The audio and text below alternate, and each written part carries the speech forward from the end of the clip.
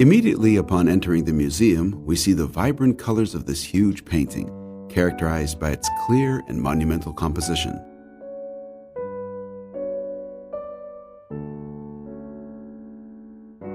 The work depicts the Ascension of Christ as told in the Gospels and the Acts of the Apostles.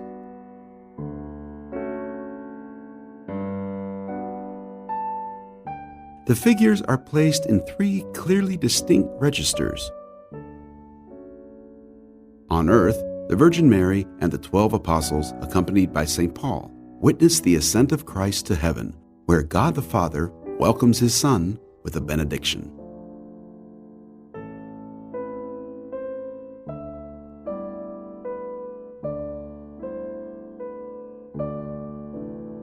The 3 separate spaces are interlinked by the gazes of the discrete personages as well as the central symmetrical axis formed by the figures of the Virgin Mary, Christ, and God the Father.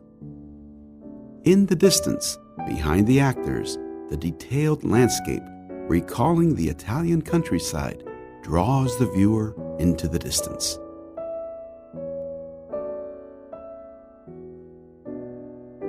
While most of the earthly figures are barely recognizable, some possess identifying features.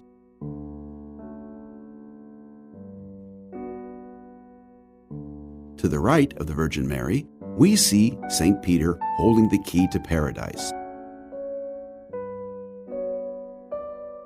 On the left, St. Paul with his sword reminds us of his life as a soldier, as well as his execution by decapitation.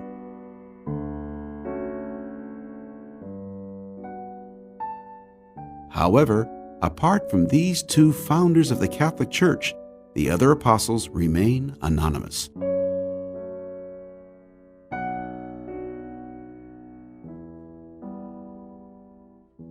Originally, these 2 paintings belonged to a large group of 15 panels made in Italy at the end of the 15th century by the painter Pietro di Cristoforo Vannucci, otherwise known as Perugino. The entire panel series was commissioned by the Benedictine Brotherhood of Saint Pierre de Perugia.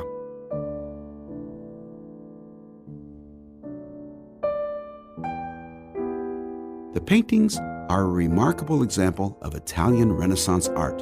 The details of the figures, the volume of the folds in the drapery, the background perspective, the bright color palette, and the high degree of visual detail make this painting of exceptional quality.